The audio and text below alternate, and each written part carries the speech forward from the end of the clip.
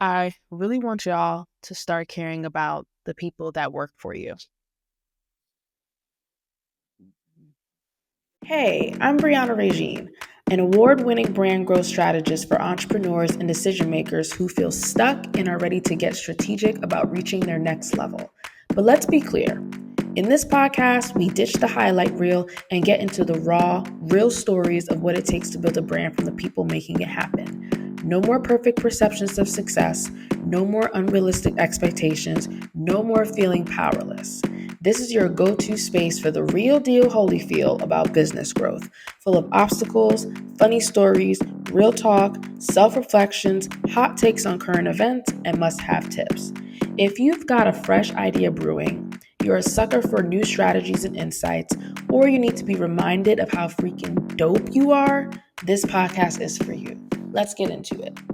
This conversation is inspired by me being an advocate for company culture and how important it is. But more recently, I had a conversation with a potential client, and a few moments into the conversation, I immediately knew that I wasn't going to position the agency to work with them. And not because we couldn't solve their problem, because we could, but because it just wasn't going to be a vibe. Some of the red flags that indicated the culture wasn't going to be a vibe. One, I like to work with brands that serve underrepresented, disadvantaged communities.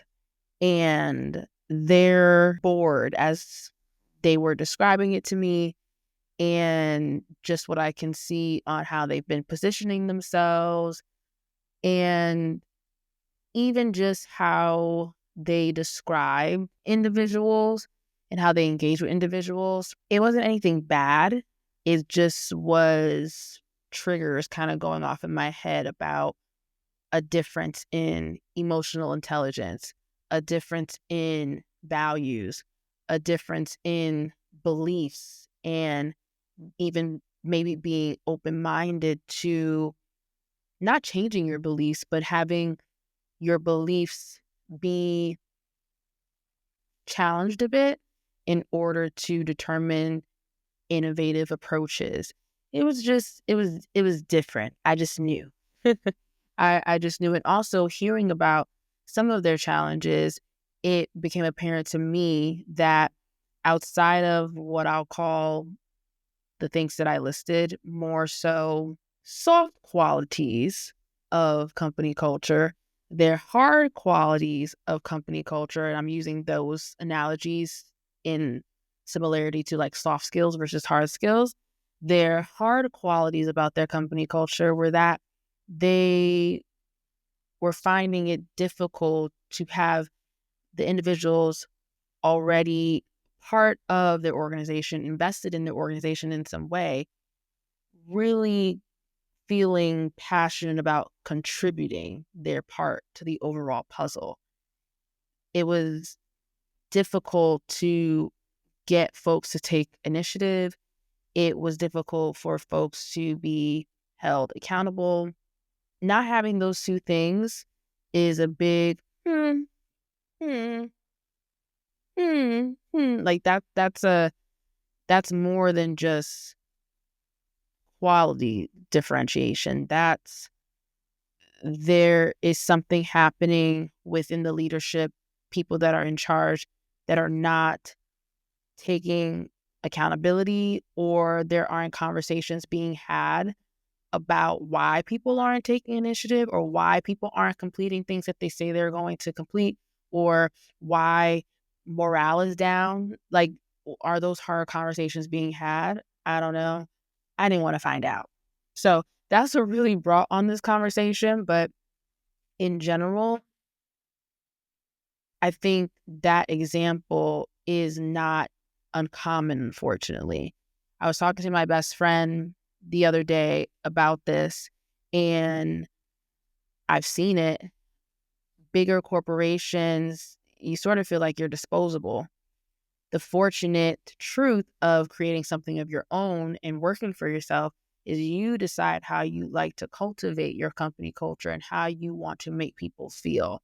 And I find it so interesting that based off of recent news, DEI being cut, layoffs happening, extensive and unnecessary hiring processes, all of these are demonstrations of company culture not being prioritized, at least in my mind, because company culture is twofold. It's operationally done and it's branding as well. It's a very integrated, inside out kind of vibe. And the branding piece is your branding experience, not only how you make customers feel and the culture that they pick up from your brand, but also how your team feels internally, what they believe about the brand, how the brand or the organization contributes to their livelihood, not only financially, but also just mentally, emotionally. What does that look like? Is that even being considered? And then operationally, it's, do you have systems in place so that way the people that are working with you, I say working with you, others might say working for you, which is also a cultural choice. Like that's an indication of how I value and see my team. But anyways, operationally, are there systems in place so that way the folks that you hire, they know when something is done. And when you know something is done, you want to do more of it. You want to get praised that it was done. You feel uplifted and excited to continue moving forward. Like that all plays a part in morale. It also plays a part in confidence, right? Especially if you have multiple tiers of support. Your managers need to lead confidently. How do they know that they're doing that? Well, if you have standard operating procedures and automations and regular check-ins and things of that nature, so that way they can utilize those, or rather, that way they can work with the folks under them to satisfy the needs of those things that you have in place, it's a well-oiled machine. So it doesn't baffle me, but it continues to disappoint me how corporations don't prioritize how much company culture impacts their retention, impacts people wanting to show up and do good work. Good people do good work. It's the same thing on the small business side. I'm not gonna let y'all get away with it. I'm gonna let y'all get away with it. Small business owners, I know you guys are spread thin. You guys are wearing so many hats. I get it. I understand. But when you start to think about growing your brand and what that looks like, don't only focus on marketing and branding and public relations and operationally. Maybe you are looking at project management and streamlining systems and you have a VA and all that good stuff. We always say, I want to build a team. I want to build a team. You have to trust yourself enough to go and trust others. So that means micromanagement. Nobody likes that. Nobody likes that. Nobody likes working in an environment where they feel like they can't take control or own a piece of the puzzle that they're contributing to. You have to make a point to paint the vision for your team that you hire so that way they feel ramped up and excited to play a part in that. You have to be mindful of how you give constructive criticism. Notice how I said constructive criticism, not criticism, constructive criticism. Okay. Just because this is your business doesn't mean that you can talk to people the way you want to talk to them. It doesn't work like that. Okay. Just be mindful that company culture will literally make people stick around. I'm living proof of that. I want to give my team the world, not to be dramatic, but the teammates that have poured into my agency, I pour right back into them in the ways that I can. I want to be able to pay them more. I want to be able to give them experiences that are memorable and reflective and rewarding of the work that they've put into showing up, because they don't have to, but they do because of the intention I have behind valuing them.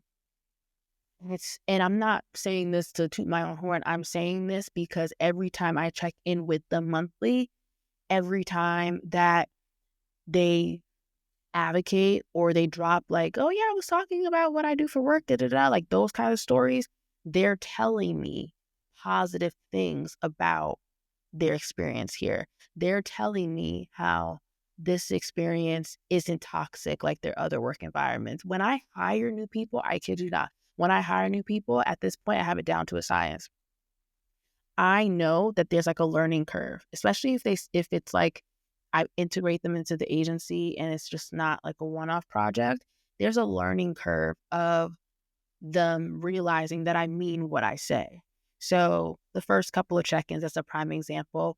I always start it with, how are you doing? Not a work-related question, like a genuine, how are you doing? Like, how are you? Get a temperature check. And it's usually good. That's typically what I get within the first like 1 to 3 months. Good. Very high level responses. And then that starts to shift when they realize, no, she genuinely wants to know how I am, because if you're not good for yourself, you will not be good for anything else that you do. That's just the facts. But that's also something that I'm aware of. And I'm also aware of people are so used to knowing that that's true, but then going ahead and realizing, okay, it doesn't matter because I'm disposable at work. And if I don't show up, they're going to replace me. And I can't afford that right now. I have other responsibilities. Like there's so much weight that I've seen some of my teammates come to me with. And it's not that I have superhero syndrome, because I don't. I just think there's a new way of leadership. Honestly, if you treat people how you would want to be treated, they in return will be loyal to you. And if they're not loyal to you, because that's not my expectation, they will at least show up and give 100% every time at whatever capacity that means. So maybe one day on a Friday, it is 100%. Maybe on a Tuesday, they only have 50%, but they gave it all their 50%. So this was kind of like a rambling episode, because it's 10:36 on a Wednesday, okay? And I am showing up, okay? I'm showing up. I've had a long work day full of calls and content and planning. And I wrote on my planner today to record this episode. And as tired as I am staying true to my commitment of showing up, because it matters. Because it matters. And I hope that this message resonates with a decision maker at a corporation who may be so focused these days on trying to meet the bottom line that they have been ignoring temperature checks with the individuals that are helping them meet that bottom line. They have been pushing aside maybe their lack of accountability. They have been being a little bit dismissive to feedback that they get from their team that could make all of the difference as far as outputs. This message is for the small business owner who maybe has a small team thinking about hiring folks, but is so focused on the technicalities of it all that they're completely overlooking the importance of keeping their values at the center and making people feel like they're a part of something versus just checking a box on your to-do list. Company culture is so important. I hate to say it, hope I don't sound ridiculous. It's probably not them, it's probably you. It's not them, it's your company culture. Mm-hmm. I said it. So act like it matters. Okay? Act like it matters. Um, because it does. It matters as far as the internal aspects of your company and equally the external aspects of your company. And if it's something that you are not prioritizing, you will feel the results of it in some way, whether it be through bandwidth, okay, and that's shrinking, whether it be through time lost because you are back in the weeds of things, whether it be through emotional stress, okay, because you're back picking up problems or putting out fires that you don't want to deal with because John done went to Suzanne and Suzanne didn't listen to John and he told Bob that Mike and Ike said, like, stop, get some help. Okay? You need to prioritize this. It is essential. Thank you guys so much for tuning into season 3, episode 2 of the Brand Unveiled. I'm so glad that we are finally back. Make sure that you like, share, comment, subscribe, all of the things so you do not miss when the next episode drops. Episodes drop every Tuesday. And next week, we're going to have our first guest this season in honor of the Black Women Entrepreneurs of America campaign. So I don't want you to miss a beat. So make sure that you are tapped in.